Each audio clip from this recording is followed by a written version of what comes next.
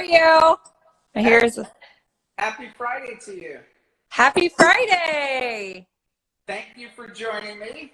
I just want to give a little introduction about yourself as far as what I know, because we haven't personally met. We just chatted on Instagram. Yeah, the beauty of social media, right? Gotta love it. So, earlier we had Vic, who's a local wholesaler here in Phoenix, Arizona, and then we had the OG Chris. I saw that. I'm like, wow, I get to be on a special Friday call. Yeah, so you got all these powerhouses. Thank you. Today is we got the Three Stooges over here, so we're just having some fun. Got the jeans on. We're just loving life. Raquel, I met, like I said, for everyone out there through social media, and what struck me is she's a business coach who specializes in setting up systems virtual. Is that pretty much summation of what your business model is, Raquel? Yeah, that's really where my focus is, aside from real estate. Real estate is always... Can you guys hear me? Because I'm hearing feedback. I hear you, yes. Okay. But I've always been in the real estate space, so that is always bread and butter. And then, being in real estate for so long, I had to operate my business virtually. So now I'm helping others do the same. Awesome. So you said you have been in the real estate space a long time. Were you a traditional realtor? Were you a flipper? Were you a wholesaler? What is it you started in? I love the question because real estate's so broad, right? So there's so many things. Are you an escrow officer? Are you mortgage? Are you a wholesaler, flipper? Okay, so I got into real estate to be an investor, 20 years ago. And then when I got my license, I had no idea that every broker in town calls you to hang your license when I guess they get a list.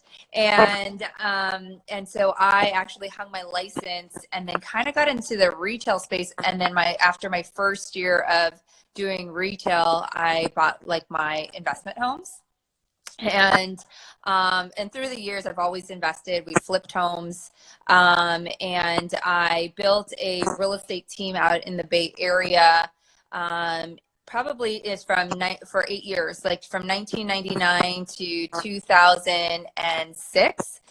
We also had a mortgage company that we built during that time. We were investing in Las Vegas, Tucson, Marana area, Rancho Sahuarita, because that's where you could get properties, and in the Phoenix market.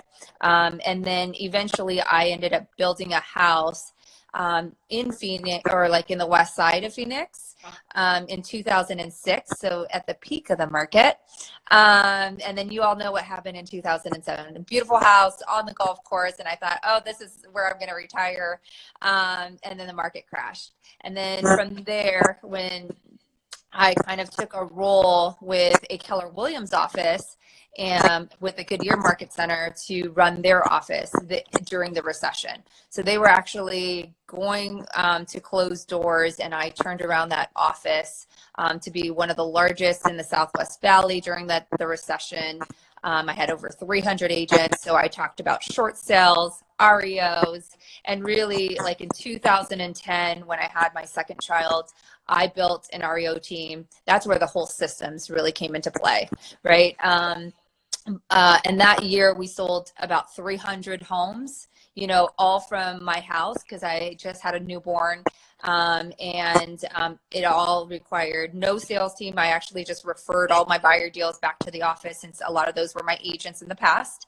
And I had a ton of VAs during that time. And so the systems, when you're listing 15, 20 homes a day, right, your system have to be on point. So that really was a blessing in disguise. And we were selling homes at $50,000 or $12,000 in Maryville at that time, right? So how do you become profitable as a business? How do you hire people? That's where I got a lot of my skills at, was during the REO days. And then I took another leadership role after we built a retail team. And I took 5 doors, which was the number 3 expansion team for Keller Williams. I took that team. I was one of the first regional directors for them. And then I became the VP of growth.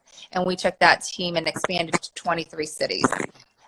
From there, I think some of your listeners may know Kent Clothier, who reached out to me since I was building this network, and he was starting a company called Cribs, which was a marketplace for wholesalers. We started with wholesalers. So I was actually his first employee, he says, right? He said, if you were to hire somebody to run this company, and he asked his circle of friends, and I knew some of the people that he knew, who would you hire? And it pointed out to Raquel. So that was like my last role. That was last year. We launched Cribs in the Phoenix market, and then through his partners that founded the company, they got into some issues, and we had to dissolve the company last December of 2019. I still think with Kent that he's got this desire, and I think that this is so needed.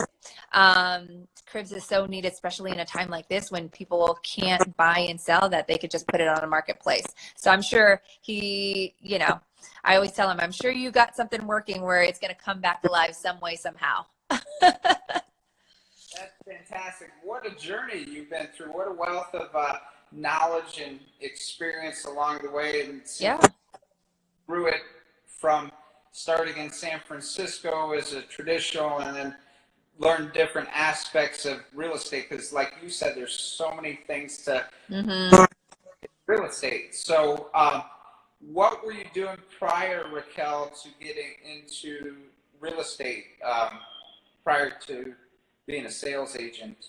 So I was in high school, but in high school, I was one of those rebels, right? I was one of those rebels that said I can graduate, early and get into the corporate world. So I was selling cellular phones, business to business, for your Sun Microsystems back then, and it was AT&T cellular. AT&T wasn't around. It was Cellular One and GT Wireless, and who else was it? So we had launched Nokia products, and I learned about stocks during when I was 16, how stocks split. So I was always I always had a knack for business. And I learned how to drink coffee. I tell everybody in those meetings, because, if you're selling to somebody, you got to figure out what they do. And they were drinking coffee. And I was like, okay, I'm going to drink coffee too. So from high school, you got into the sales with the phones. And after high school, you did that. So you started very young in sales. Yeah. You venture into college, or did you do any college? I did. I took so many units because I graduated early, and I just got to walk on stage with my friends. I took so many units that I was able to take a year off and start my real estate business. And I thought I was going to do it part-time. I ended up going full-time. And then so I did that, and then I went back just to tell my parents, because my parents were so upset with me. I went back to college, but they knew after I was buying so many homes that they weren't that upset, right? They're like, I think it's nice that you would finish college. But yeah, they were pretty upset. But when they ended up coming to my house, and they were like, I think she's doing okay. That's wonderful, Raquel. So in my game, fixing and flipping, I love Brick Girl, and there's some other social girls out there that are showing women that they could actually get into the game of wholesale, fix and flip. I was just curious why there isn't more women doing the fix and flip, the wholesale. I know we have traditional realtors that are women, but yeah, I wondered the same thing. And I even asked Kent, when I would go to his events, I'm like, where are all the women at? you know, and he actually had a panel for one of his scale and escape with like all women, right? And I was honored to be on that panel. So they are out there. I just don't think they're like as vocal as the males. I mean, definitely not as many as the males, because every time you go to a wholesaler event or a real estate investing event, it's like 90%, you know, men, maybe 95, right? I went to, what is it, IMS last year, you know, with all the single family and like what they were doing for like 2020. I think I was like, there was probably over 1,000, 2,000 people and maybe 5 girls. I was one of the 5. You know, I was like, I think I went to the wrong seminar. Holy cow! Yeah, so let's put the word out and get more women into the business. I've worked with some over the years, and you know, I think there's a definite need there. Yeah. With a lot of women as far as designing my properties, and you know, I don't pick colors or do any of that anymore. I just lean on interior designers to do that. But like, Yeah. we need more wholesalers. We need more fix and flippers. I think it'd be super cool. I'm on a mission. That's kind of where, you know, I've been in, like I told Kent yesterday when I was on his live, is that I'm on a mission to help more women, especially in the real estate space, right? Like, or in the investment space, or to impact more women just in general with their business. Because even when I was going through my journey and being in some of the boardrooms that I was in, I didn't find a lot of women, right? Or in some of the meetings, I didn't find a lot of women. So I'm like, either they're hiding or they're working on so many crazy projects. And one day there's going to be this huge, massive like seminar that like they all talk about it. So would love to we're going to do something big here in Phoenix once we get past this corona, and would love to have you there and, you know, start networking with more women, and maybe we could change that. That'd be awesome. Yeah, absolutely. And, you know, I know that people are like on this pause with coronavirus. Some of them are. I will tell you that, like, for your audience and for your listeners, because, you know, there are people, and we are, I mean, I see properties across my desk all the time. So we're always looking for buyers. You know, we actually want to find even local buyers right now that are still buying properties, because some of the iBuyers have paused, and so I happen to, you know, work with some of them through a consulting contract, and so this is a time to actually take advantage of acquiring properties, right, at a really great deal, because some of these sellers need to get out. 100%. So by nature, like myself, you seem pretty positive and upbeat. How are you staying even more positive right now through being at home with your children? Or, you know, it's a different element that we have to adjust to, but how are you, you know, staying positive? You can't go to the mall, you can't go here. Such a great question. Well, I've worked from home for the last since 2015. So when I started expanding, because Five Doors was in, their headquarters was in Baltimore, and then Kent's office is in La Jolla. So I've always worked virtual.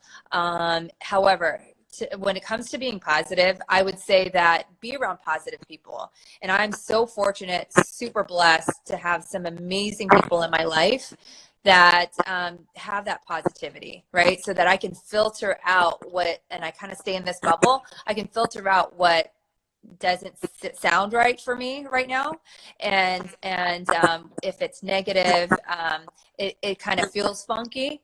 But I like everybody says that I've been on all these like Zooms and lives. We were kind of built for this, right? I built my business in a recession. I built a brokerage in a recession, right? So this is just, and it's not a recession, right? I think that we're going to come out of here stronger than ever. I think that some people will look at this and look back at like, what the hell did I do with my time? But some people are going to go like, that was the best time that I had for my business, because I streamlined my systems, right? I doubled down when people were scared, And I came out of it as a stronger like business leader, whatever it is that you're doing, right? I love that. So streamlining, double down. You got tons of time on your hands right now. Why not reach out to Raquel? Why not reach out to people and set up systems, right? Because Yeah.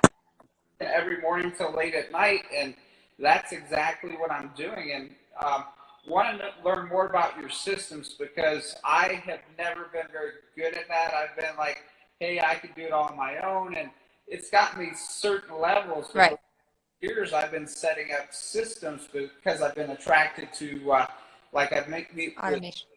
Steve Trang and just like different engineers. Love Steve. Yeah. Shout out to Steve, my disruptor. Yeah. So, and then now, I see the value because I can only make and earn so much, but if I'm setting up teams and leveraging, and it's such a different world for me out there. So what exactly would you do? Because I noticed you work with some big real estate investors. What do you do starting from ground zero to like lifts? Like how can you help people out there listening right now? Yeah. So one of the things is we would first diagnose where you're at in your business as far as systems, right? Like I can't figure out a solution until I figure out exactly what you've got going on, right? And coming from systems and tech and in real estate, right? Like how do we make this automation so that you could do more deals, so that you could put more money in your pocket? And not only that, like what's the consumer's experience, digital experience, especially in this world, that you're providing so that they feel good, they feel trusted, and they could refer you, right? And then like, how do you get your deals, right? What's your lead gen system today? Like, you know, what if you woke up to 5 text messages like every hour, right? That said, hey, I need an offer, right? Or like you knew which connections or which hand raises, I always call them hand raises. What if you knew in one neighborhood all the hand raises that needed to sell? Like things like that, right? Because there's software, there's program, but how do you connect it all so they all talk to each other? Are there open APIs, right? And then how do you hire a VA? Right. So I think one of the biggest things that I see with business owners, especially ones that like hustle and grind, is they do it all. Right. But that's not always your zone of genius. And I've been there and I've been guilty, right? Until I found talent in my world. I mean, you know, until I found talent in my world, there's a reason why Kent goes after the best of the best, right? Look at his business. He's built like 9 companies or something like that to $1.8 billion, right? He's got a network of investors. Sometimes you're only a phone call away from somebody buying your property, right? And I could be one of those of like, look at all the people that I've been able to, you know, network with over the years, over the last 20 years of being in this business. There's somebody that's buying, there's somebody that's selling. That's a great point, Raquel. So, about 4 months ago, I wasn't even on social media at all, like until I went to some events and ran into Pace Morby. I ran into, you know, Joe Swingle, some younger generation. They're like, Flip, you know everyone. What are you doing? Get on social. And the first month, I got like 3 deals done on Facebook Messenger. So it's Yeah. changer. And Technology is changing the game. If like people that were resistant to technology before, it's this definitely gave us the time to really, really embrace it. 100%. So a couple more questions, and then I know you're busy, Raquel. Looking back at your younger self, I mean, you got into the game real young. So is there any? Yeah, that's when it wasn't cool yet. Now it's cool to be young and be an investor. Yeah, and I always tell people I need to like find a flat rim hat so when I go to some of my meetings that I have like the flat rim hat look. There you go. So I think it's sexy and cool right now because of the HGTVs, the show that, I mean, they make it look so easy, but as right. you know, I mean. Yeah, we know that contractors aren't always easy to work with like on TV, right? We know that it's not always done on time. Exactly. And so that's why, like, I had Justin Colby on yesterday, and so I know he. Oh, so you know all my friends. Okay, we're both connected probably to the same people. Yeah. So I do mentoring, I do coaching, but I'm very select because I'm not one that wants to.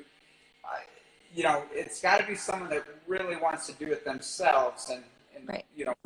help people. So, um, yeah. So say you're telling yourself at your 21-year-old self, Raquel, is there anything you would have, like for those 21-year-old viewers, is there anything you would have done differently that you've learned through your trials that they don't have to go through? Like, how do they cut the So my corner? mistakes, because there's Yeah. plenty of them, right? So I would say, look, you know what, as people always go on stages, as you listen to these lives, they're not always like amazing, right? You're seeing like a perspective, but what's behind the scene is all the fail forward moments is what I like to call them, right? It's all the lessons. And I just happen, and I believe that success is just all these failures strung together, and you just happen to have the grit to get past through them and keep going, right? So I would say to my younger self is take the risk, fail forward. You're going to learn. There's no substitution for experience whatsoever, right? And there's going to be somebody, and get mentors, because somebody's been there that where you want to go. So it's so important. And I can tell you, even during this time when people are hesitant about spending money, is go find that coach, right? I will tell you, ever since I was in real estate, I think the reason why I've been able to withstand some of these cycles and be in real estate and have the journey that I've had is because I hired a coach, right? I hired mentors. Spend the money, 500,000, 2,000. Because it will come tenfold if you hire the right coach. Like, it's actually right now, I think coaches are cheap right now because of what's going on. They normally charge a lot more, but they're giving free products away. This is your time to connect with them, to lock arms, to basically comment on some of those social media like things that they're doing, right? Ken's shouting out more things, and it was so hard to get a hold of him, prior to this, right? So like people like that, your Ed Milet's of the world, your Justin Colby's, right? Like they're on a lot of lives offering some amazing knowledge and value to people so that they don't have to make the same mistakes. Yeah, I call them golden nuggets. So, like, Yes.